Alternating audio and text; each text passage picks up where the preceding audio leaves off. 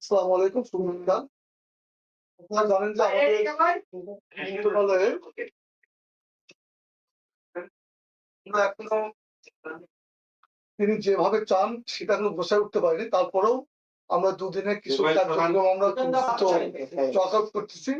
হয়তো আগামী কয়েকদিনের মধ্যে আমরা একটা আপনার লাইব্রেরি ঢুকতে পারবো, তখন আমাদের পুরোভাবে কাজটা শুরু করবো।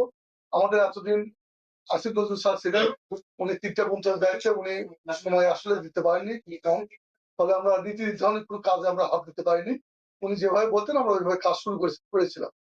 ফারুক স্যার আসছেন, উনি আপনার জানেন সাংস্কৃতিক জগতের একজন সেই পার্সন। এখন ওনার নেতৃত্বে আমরা মন্ত্রণালয়ে আমাদের যে গাইডলাইন আছে, আমাদের নীতিমালা আছে, আমরা কাজ শুরু করবো। আমরা সেভাবে কাজ শুরু করেছি অলরেডি। এখন আমার মনে হয় স্যার কি ধরনের ভীষণ কাজ শুরু করবেন উনি ভালো বলতে পারবেন। ওনার থেকে শুনে তারপর যদি আপনাদের কোনো প্রশ্ন থাকে আমাদের মন্ত্রণালয় রিলেটেড, আমি যেহেতু দীর্ঘদিন যাবত আছি, হয়তো আমি অ্যাডমিনিস্ট্রেটিভ কিছু কথাবার্তা বলতে পারবো, কিন্তু নীতি নির্ধারণের ক্ষেত্রে স্যারের নির্দেশনা যেটা হবে সেই অনুযায়ী আমরা সামনে এগিয়ে চলবো। সবাইকে ধন্যবাদ। আমি স্যারকে অনুরোধ করছি যে স্যারের সংক্ষিপ্ত এই বিষয়ে গাইডলাইনটা উপস্থাপন করি। Thank you very much. সবাইকে ধন্যবাদ। শুভেচ্ছা কথা কাজ করছে না, ঠিক আছে। না, আমরা তো জানেন আপনারা 3 দিন হলো কাজ করছি। তবে আমরা অনেক কিছু গুছিয়ে নিয়েছি এবং হয়তো কাল পরশুর মধ্যে আপনারা অনেকগুলো এক্সাইটিং প্রজেক্টের অনুষ্ঠান যেটা আমাদের সাংস্কৃতিক জগতে একটা বড় পরিবর্তন তৈরি করবো বলে আমি বিশ্বাস করি। চূড়ার স্পিরিটটা আপনারা দেখতে পারেন যে কিভাবে একটা ঢুকছে সেখানে। কিন্তু এই আমরা যখনই আমাদের কি বলে নতুন কাজের পরিকল্পনা করেছি, পাশাপাশি আমাদের মানে দৈনন্দিন কাজের মধ্যে কিছু ট্রাবল শিডিউল আছে। আপনারা জানেন যে বাংলাদেশের থিয়েটারের একটা দীর্ঘ ঐতিহ্য ছিল। আবার এটাও জানেন গত 16 বছর থিয়েটারের এক ধরনের, আমি দর্শক হিসেবে, বন্ধু হিসেবে না, দর্শক হিসেবে আমি দেখেছি যে এক ধরনের একটা জায়গায় আবদ্ধ আছে। এর কারণ আপনারা জানেন যে শিল্পী যদি স্বাধীনভাবে কথা বলতে না পারে, তখন কিন্তু শিল্পী যদি চিন্তা করে যে সরকারের সমালোচনা করবো না, তাহলে ও সাবজেক্ট খুঁজে পায়। আমার ধারণা এরকম কোনো কারণ হয়তো থিয়েটারের স্ট্যাগন্যান্স আসছে, আমি জানি না। তবে আমরা নতুন সরকার আসার পরে আমি আজকে থিয়েটার ফেডারেশনের সঙ্গে বসছি এবং আমরা ওনাদেরকে পরিষ্কার বলছি যে আমরা এই সরকারের পলিসি হচ্ছে বাংলাদেশের সংস্কৃতিকে তুলে ধরা এবং কাউকে ডিসক্রিমিনেট করা, কারো প্রতি কোনো ধরনের তার ধর্মীয় পরিচয় বা তার বর্ণ পরিচয়, কোনো পরিচয়ের কারণে তাকে আক্রমণ করা, এইসব আমাদের কাজ। ফলে আমাদের কাজ হচ্ছে আমাদের সাংস্কৃতিক যে আমাদের বাংলাদেশের সংস্কৃতির যে চেতনাটাকে তুলে ধরা, এবং এটার ক্ষেত্রে গ্রুপ থিয়েটার ফেডারেশন একটা বড় ভূমিকা রাখতে পারে। তো তাদের সঙ্গে আমি বসছিলাম, আমরা সামনে কিছু কাজ করব, সেখানে গ্রুপ থিয়েটার ফেডারেশনও এবং ফেডারেশনের বাইরের দলও জড়িত থাকবে। তবে আমরা আজকে ডিটেলে যাবো না, কারণ মাত্র আমরা পরিকল্পনা করছি, এটা হয়তো কিছুদিনের মধ্যে জানবেন। তবে আজকে মিটিং এ বসে প্রথমে আমাদেরকে যেটা সমাধান করতে হচ্ছে সেটা হচ্ছে, আপনারা জানেন যে গ্রুপ থিয়েটার ফেডারেশন যে কোনো একটা অনাকাঙ্ক্ষিত ভুল বোঝাবুঝি বা কোনো ধরনের উস্কানির কারণে একটা অনাকাঙ্ক্ষিত ঘটনা ঘটেছে।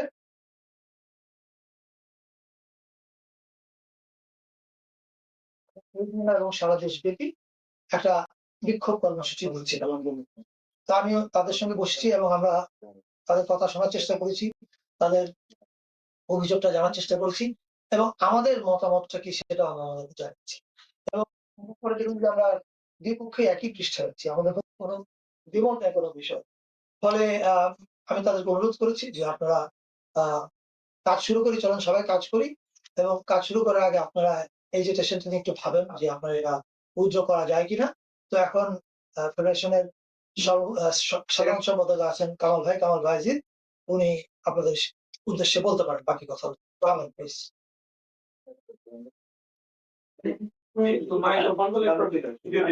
ধন্যবাদ। জনাব মোস্তফা সরোয়ার ফারুকী, পাচ্ছেন কি আপনি? মাননীয় উপদেষ্টা সংস্কৃতি বিষয়ক মন্ত্রণালয়। সরোয়ার ভাই কিন্তু আমাদের নাটকের লোক, আপনারা হয়তো অনেকেই জানেন না। সে কিন্তু আমাদের একসাথে মহিলা সমিতিতে নাটক করে আসছে আমরা। সে নাটকের লোক, নাটকের অন্তঃপ্রাণ মানুষ, কিন্তু নাটকের বাইরে এখন চলচ্চিত্রে বিখ্যাত পরিচালক বাংলাদেশে উনি উপমহাদেশের। আমরা খুব আনন্দিত হয়েছি, অভিনন্দন জানিয়েছি জনাব মোস্তফা সরোয়ার ফারুকী যখন এই মন্ত্রণালয়ের দায়িত্বে এসেছে। মনে হলো যে নিজেদের ঘরের একটি সন্তান আমাদের পাশে দাঁড়িয়েছে। সে কারণে আমরা তাকে অভিনন্দন জানিয়েছি এবং প্রথমেই তার সাথে যোগাযোগ করেছি বাংলাদেশের সংস্কৃতি কিভাবে চলবে এই পট পরিবর্তনের মাধ্যমে। অর্থাৎ আগে যে পৃষ্ঠে একটা জট লেগেছিল বিভিন্ন সময় নাটকের যে ক্ষতি, সংস্কৃতি যে ক্ষতিগুলো করেছিল, সেখানে আমরা কিভাবে রূপরেখা নতুন করে ভাবতে পারি, আমরা তার সাথে বসেছি। এবং আপনারা জানেন যে গত 2 তারিখে একটি অনাকাঙ্ক্ষিত ঘটনায় শিল্পকলা একাডেমি নাটক বন্ধ হয়ে যায়। পরবর্তী পর্যায়ে আমরা 8 তারিখে একটি প্রতিবাদ সভা করি। সেই সভাতে কিছু দুষ্কৃতিকারী আক্রমণ করে, সেখানে আমাদের কিছু শিল্পী আহত হয়। পরবর্তী পর্যায়ে আমাদের ভাগ্য ভালো, আমরা মোস্তফা সরোয়ার ফারুকী সাহেবকে পেয়েছি এবং তার কাছে আমরা জানিয়েছি যে আমরা সারা দেশে 15 তারিখে 15 নভেম্বর ঢাকা সহ সারা দেশের সব জেলাতে আমরা প্রতিবাদ সভা করব। উনি বললেন যে প্রতিবাদ সভা করবেন, আসেন বসি, কেন করছেন? আমরা তো আপনাদের নিরাপত্তা দিব, রাষ্ট্রীয় নিরাপত্তা দিচ্ছি, রাষ্ট্রীয় এবং আপনাদের পাশে দাঁড়াতে চাই। আমরা সুষ্ঠু সাংস্কৃতিক চর্চা বিকাশের জন্য এই মন্ত্রণালয় যা করণীয় আমরা, উনি তাই করবেন। আমরা খুব খুশি হয়েছি ওনার কথায় এবং আমরা মনে করছি যে হ্যাঁ, সংস্কৃতি মন্ত্রণালয় বাংলাদেশ শিল্পকলা একাডেমির সাথে কাজ করবে এবং প্রত্যেকটা সহ সমস্ত সংস্কৃতির নাটক, নৃত্য কলা, অভিনয়, অন্যান্য আবৃত্তি সব নিয়ে কাজ করবে। আপনারা জানেন ইতোমধ্যে দুঃখজনক ভাবে হলো আমাদের শিল্পকলা একাডেমি দুষ্কৃতিকারী আগুন দিয়েছে। আমরা মহোদয়ের কাছে জানিয়েছি এগুলো নিয়ে মেরামত করার জন্য। উনি আশ্বাস দিয়েছেন অচিরে এগুলোর সমাধান করবে এবং আমাদের যে 15ই নভেম্বরের যে কর্মসূচি ছিল, আমরা অত্যন্ত খুশি হয়ে তার সাথে আলোচনার সাপেক্ষে এবং আমরা বলেছি যে আমরা এটা প্রত্যাহার করে নিয়েছি। হ্যাঁ হ্যাঁ, আমরা সেই কাজটা এই পর্যন্ত আমি বলছি, বাকিটুকু স্যার আবার বলবেন। আপনি কিছু বলতে চান সামনে? সাংবাদিক বন্ধুরা, আপনারা সবাই আসলে অবগত আছেন এই কয়েকদিনের ঘটনাগুলি। এগুলো অপ্রত্যাশিত ঘটনা। আমরা মনে করি যে একটি রাষ্ট্র এগিয়ে যেতে হলে যত রাজনৈতিক শক্তি যাই কিছু হোক, শিল্প সংস্কৃতি সাহিত্য আলোকিত করবে বাংলাদেশকে, দেশকে। সেই ক্ষেত্রে এই প্রতিবন্ধকতা গুলি দূর করবার ক্ষেত্রে আমরা আলোচনা করেছি মাননীয় উপদেষ্টার সঙ্গে, তিনিও অত্যন্ত আন্তরিক ভাবে বলেছেন। আমরা যেহেতু ফেডারেশন থেকে এই ধরনের সিদ্ধান্ত আগেই আপনারা জানেন যে আমরা সেটি 8 তারিখে ঘোষণা করেছি, 15 তারিখে সারা দেশব্যাপী এবং 9 তারিখে আমরা প্রেসও করেছি। সেই সূত্রে আমরা উপদেষ্টা মহোদয়ের সাথে আমরা যে কজন উপস্থিত হয়েছি, আমরা খুবই আশাবাদী যে তিনি বলেছেন সমস্ত দায়িত্ব সংস্কৃতি মন্ত্রণালয় নেবে এই নিরাপত্তা এবং সহ সংস্কৃতি চর্চার জন্য। আমরা বিকেল বেলায় ফোরামে একটু আলোচনা করি, যেহেতু আমাদের আরো নেতৃবৃন্দ আছেন, আমরা একাত্মতা করে গেলাম উপদেষ্টা মহোদয়ের সঙ্গে। আমরা বিকেল নাগাদ এটি প্রেসে পাঠিয়ে দেব।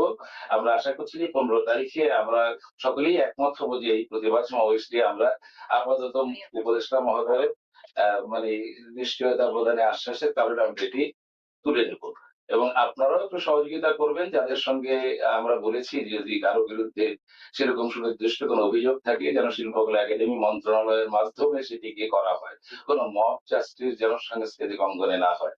এবং আমি আরেকটি অনুরোধ করবো শিল্পকলার সামনে এবং এই ঢাকা ডিসির সঙ্গে যদি উপদেষ্টা মহোদয় আলোচনা করেন যে ওখানে কোনো মুভমেন্ট বা সেরকম জটলা হওয়ার আপাতত না যেন হয়, সেটাও বাধা দেওয়া যাবে না, তবুও সেটাকে ইয়ে করলে আমরা নাটকটা নির্বিঘ্ন করতে চাই। 15 তারিখ থেকে আমরা আবার সেখানে নাটক শুরু করছি নিয়মিত। সবাইকে ধন্যবাদ। আপনি এই মাইক্রোফোনটা নিতে পারেন, কেমন? আমি একটু যোগ করতে চাই শাহরুখ ভাই এবং কামাল ভাইয়ের সঙ্গে। আমরা একটা ব্যাপারে খুবই বিপক্ষে পরিষ্কার ভাবে একমত হয়েছে যে প্রকৃত স্বৈরাচারীর ফ্যাসিস্টের বিচার বিঘ্ন করার জন্য, বিঘ্ন ঘটানোর জন্য কেউ কেউ নানা রকম উস্কানি দিতে পারে। গ্রুপ থিয়েটার ফেডারেশন আমাকে পরিষ্কার বলেছে যে ফেডারেশন যে সমস্ত ব্যক্তি ব্যক্তিগতভাবে উস্কানি এবং নানান রকমের কাজকর্ম করছে, ফেডারেশন ওইসব ব্যক্তিদের দায়িত্ব নেবে না। এবং ফেডারেশন পরিষ্কার বলেছে যে ফেডারেশনের কাজ বা থিয়েটার গুলোর কাজ হচ্ছে শিল্প চর্চা করা, সমাজের দর্পণ হয়ে কাজ করা, ওনারা কারো বিটি হয়ে খেলার জন্য প্রস্তুত না এবং হাজির হবে। So that was really very encouraging. আমি খুবই খুশি হয়েছি ওনাদের উপর এবং my gratitude to all of you. আর কিছু প্রশ্ন থাকলে বলুন। বারবার ভাই সোহরাওয়ার্দী উদ্যানে বই মেলা হচ্ছে না, তো স্থান সংকলন হবে কিনা আসলে বাংলা একাডেমি গুলো Oh, sorry. আচ্ছা, এটা আমি একটু বলি। গতকালকে অনেকগুলো পত্রিকায় যেহেতু রিপোর্ট হয়েছে, আমাদের রিপোর্ট হওয়ার অ্যাকচুয়ালি আমরা গতকাল থেকে কাজ করছিলাম। রিপোর্ট হওয়ার আগ থেকেই আমার মাননীয় পূর্ত উপদেষ্টা আদিলুর রহমান শিবলু ভাই ওনার সঙ্গে কথা হয়েছে। আমাদের সচিব সাহেব পূর্ত মন্ত্রণালয়ের সচিবের সাহেবের সঙ্গে কথা বলেছেন। এটার সঙ্গে মুক্তিযুদ্ধ মন্ত্রণালয় জড়িত আছে, ওই মন্ত্রণালয়ের সচিব সাহেবের সঙ্গে কথা বলেছেন। আমি আপনাদেরকে এটুকু বলতে পারি যে আমরা একটা পজিটিভ আউটকামের দিকে যাচ্ছি এবং বইমেলা আশা করা যায় যেখানে হতো সেখানে হবে এবং সুন্দর আয়োজনে হবে এবং কোনো ধরনের ঝামেলা হবে না। ইতিমধ্যেই ৩ মন্ত্রণালয় একসঙ্গে নিয়ে কাজ করছে এবং ৩ মন্ত্রণালয়ের সভা হয়েছে, সামনে আরো হবে। সোহরাওয়ার্দী দিতে হবে আমরা এটা বলতে পারি। আশা করা যায়। মাননীয় উপদেষ্টা উনি বললেন একটা যে আশঙ্কা করলেন এবং নিরাপত্তা চাইলেন যে শিল্পকলা একাডেমির চারপাশে যাতে কঠোর নিরাপত্তা থাকে, যাতে আবার বিশৃঙ্খলাকারীরা আবার নতুন করে কোনো ঝামেলা না করতে পারে। এই প্রসঙ্গে আপনি ওনাদেরকে কিভাবে আশ্বস্ত করবেন নিরাপত্তার বিষয়ে? প্রথমে আমি বিশৃঙ্খলাকারী শব্দটা ব্যবহার করতে চাই না, এই কারণে যে আপনি যদি খোঁজ নিয়ে দেখেন যারা ওখানে গেছিলেন তারা আসলে অনেকেই এই জুলাই আন্দোলনে ছিলেন, এদের মধ্যে গুলি লাগা মানুষও ছিলেন এবং তাদের ক্ষোভের কারণ আছে। আপনি যে কোনো দেশে যদি তাকান যে যখন একটা ধরেন নাজি পার্টি যখন চলে গেছে, নাজি পার্টি চলে যাওয়ার পরে মানুষের মধ্যে তো একটা ক্ষোভ তৈরি হয়েছে, রাইট? তো সেই ক্ষোভের সময় যদি কেউ উস্কানি দেয় তাহলে নাজিদের যারা অত্যাচারিত যারা হয়েছে না ওদের দ্বারা, তারা তো অত্যন্ত বিক্ষুব্ধ হবে এবং আমাদের কিন্তু এই বিক্ষোভটাকেও আমলে নিতে হবে। আমি এই জিনিসগুলো আমরা বাস্তব এবং প্র্যাকটিক্যাল জিনিস আলোচনা করেছি যে আমাদেরকে আমাদের মানে নাট্যকর্মী ভাই বোনদেরও দায়িত্ব আছে যে আমাদের প্রত্যেকেরই একটু দায়িত্বশীল আচরণ করতে হবে। আমাদের মনে রাখতে হবে, আমি আগেও যেমন বলেছিলাম, এটা একটা কেবল সাধারণ সরকার পরিবর্তন হয়নি, একটা বিপ্লব হয়েছে, বিশাল গণঅভ্যুত্থান হয়েছে এবং ১৫ বছরের দুঃশাসন ঘটেছে, অনেক মানুষ মারা গেছে ১ জুলাইতে। ফলে এগুলো বাস্তবতা মাথায় রেখে আমাদের প্রত্যেককেই একটু রেসপন্সিবল আচরণ করতে হবে। তাহলে আমি মনে করি এখানে কোনো ঝামেলার কারণ নয়। কারণ আবার বলছি, এই সরকারের ফিলসফি মধ্যে আমি কোথাও দেখি না যে সংস্কৃতির কোনো বাধা আছে, সরকার সংস্কৃতি বান্ধব। ফারুক ভাই, একটা মাননীয় প্রশ্ন উপদেষ্টা, ছিল, একটা বিষয় একটু সেটা হচ্ছে যে করতে চাই আমরা। আপনি আপনার সিনেমা এবং নাটকের মধ্যে দেখিয়েছেন যে যারা ক্ষমতায় থাকে তাদের এক ধরনের চরিত্র থাকে, একটা আমলাতান্ত্রিকতা থাকে, কেতাদুরস্ত ভাব থাকে। তো আপনি সেই ন্যারেটিভটাকে আমাদের সামনে তুলে ধরেছেন যে মানুষের জন্য কিভাবে হতে পারে। তো আপনি ওই পারের লোক এখানে এসে বসেছেন, তো আপনার কাছে কি মনে হচ্ছে এটা কি অনেক ভারী কাজ কিনা, কিংবা আপনি কি ওই আপনার সিনেমায় যে ধরনের সরকারি টিপিক্যাল জিনিসগুলো দেখিয়েছেন আপনি কি সেরকম হয়ে উঠছেন, বা আপনার সঙ্গে কোনো ঝামেলা হচ্ছে কিনা? এটা সচিব সাহেব ভালো বলতে পারবেন, কারণ উনি আমাকে বাইরে থেকে দেখছেন, আমি তো আমার কথা অবশ্যই ভালো। আপনি ভালো করেন। আপনি বললে ভালো হতো। আচ্ছা, ওনারটা আমি শুনি, আমারও কিউরিওসিটি যে হাউ উনি কিভাবে দেখছেন। কি বলবেন? Judgment করাটা প্রশ্ন। উত্তর এভাবে দিতে পারবো না, তবে আপনারা যেটা প্রশ্ন করছেন এটা কিছু কিছু ক্ষেত্রে হয়তো সঠিক হতে পারে, ঠিক যায় না। আপনারা এখানে দেখেন আমাদের কাজকর্মের মধ্যে দেখেন যে যে কথাটা বলছে এটা প্রতিফলিত হচ্ছে কি হচ্ছে না, এটাতে বিচার করে পরবর্তীতে রিপোর্ট করেন। অন্য জায়গায় কি হচ্ছে এটা রিপোর্টটা আমি বলতে পারবো না। এখানকারটা আমাদের আমলাতন্ত্র বা পলিটিক্স এবং ব্যুরোক্রেসির মধ্যে কোনো ঝামেলা হচ্ছে কিনা বা কোনো কাজের কোনো ব্যাঘাত ঘটতেছে কিনা, এখানকার কাজে মূল্যায়ন করে পরবর্তী রিপোর্ট করে সেটা হয়তো আমরা মেনে নিব। অন্য বিষয়ে আমি খুব এটা নিচ্ছি বলতে হবে। কারণ ভাই, সামনে ডিসেম্বর মাস বলুন। স্বাধীনতার একটু বলে নিই। এই বিষয়টা একটু বলে নিই। আচ্ছা, আমরা দ্রুত শেষ করবো কারণ আমার আরেকটা মিটিং আছে এই জন্য। আমি তো মাত্র ৩ দিন ধরে বসছি, আমি কোনো আমার কাছে কোনো জটিলতা তৈরি হয়নি বা মনে হয় আমি খুবই এনজয় করছি আমার সহকর্মীদের সঙ্গে কাজ করা এবং I think I am very lucky that I got a great team চারদিকে এবং আমরা খুবই এক্সাইটিং কিছু ইম্পর্টেন্ট কিছু প্রজেক্ট নিয়ে কাজ করছি। আপনারা হয়তো আগামীকাল বা পরশুর মধ্যে জানতে পারবেন। এবং সংস্কৃতি মন্ত্রণালয় আমি বাইরে থেকে জানতাম যে এটা ঘুমিয়ে থাকে, এটা ঘুমন্ত মন্ত্রণালয়। আমি ভিতরে এসে দেখি যে না, এখানে তো অনেক কাজ করার স্কোপ আছে। মানে আমি এখানে আসার পিছনে মূল কারণ হচ্ছে নতুন বাংলাদেশের কি ন্যারেটিভ আমরা নির্মাণ করি। এখন ন্যারেটিভ তো কথা দিয়ে নির্মাণ হবে, ন্যারেটিভ নির্মাণ হবে ফিল্ম দিয়ে, থিয়েটার দিয়ে, গান দিয়ে। আমি কখনো দেখি নাই সংস্কৃতি মন্ত্রণালয়ের কাজ আমার চোখে ভিজিট বিফল নেই, অনুষ্ঠান করতে খুব। কিন্তু এছাড়া আমি আর যে একটা ন্যারেটিভ চেঞ্জ করা, মানুষের মাথায় একটা নতুন গল্প তৈরি করা, এটা আমি খুব একটা দেখিনি। কিন্তু আমি এসে দেখলাম যে ব্যাপক স্কোপ আছে এবং আমাদের সচিব সাহেব এবং আমার টিমে যারা আছে তারা প্রত্যেকেই আমি শুধু একটা কথা বলেছি যে এখন আমি আপনাদের আইন কানুনের ব্যাপারটা আপনারা দেখবেন, যাতে আমরা কেউ কোনোদিন আইনের বাইরে না যাই। এই আইনের মধ্যে থেকে আমি যে স্বপ্নগুলো দেখছি এটা কিভাবে বাস্তবায়ন করা যায় আপনারা আমাকে বলেন। আই ক্যান অ্যাসিওর ইউ যে আমি আমার মন্ত্রণালয়ের প্রত্যেকের কাছ থেকে খুবই ভালো সমর্থন পাচ্ছি এবং তারা আমার কোনো স্বপ্নকে এখনো বলেনি যেটা হবে না। তারা বলছে yes it is possible. So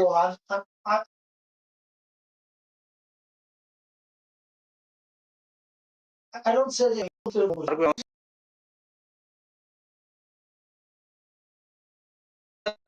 যেটা আন্তরিক মূলত মন্ত্রণালয় ছিল আমাদের কাছে, সাংবাদিকদের কাছে আমাদের দৃশ্যমান কিছু তথ্য হয়েছিল।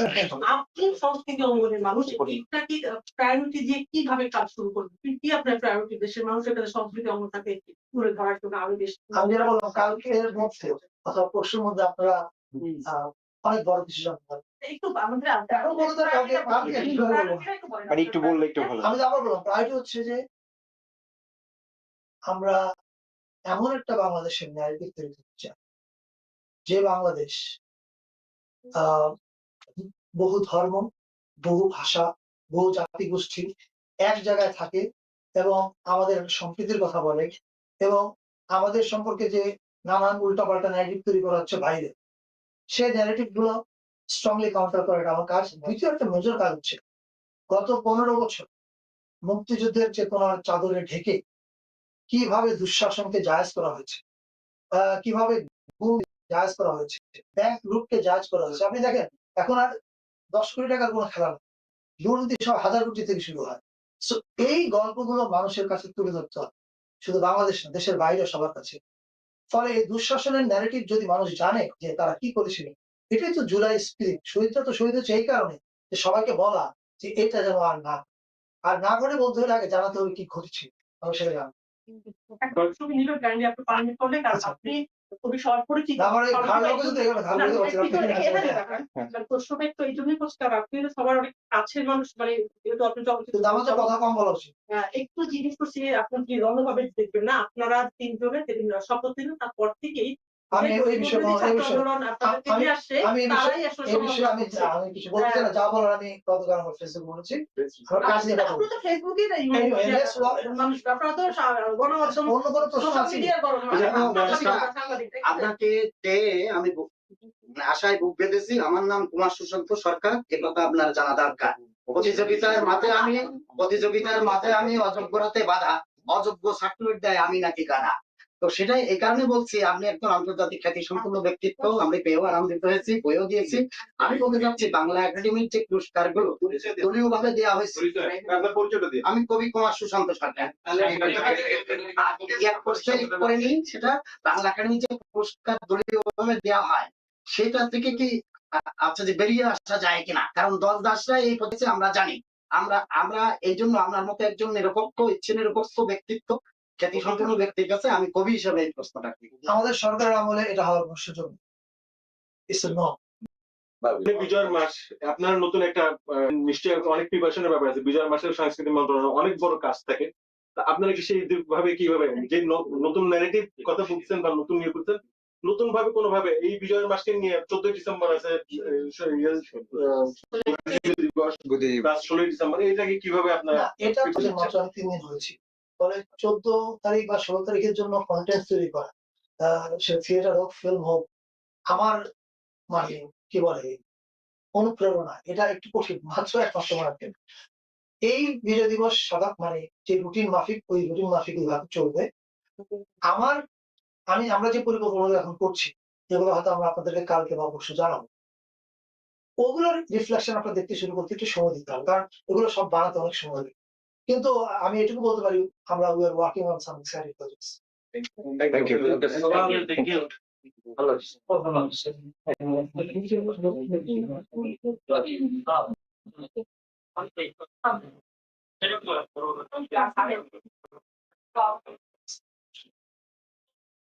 Yes.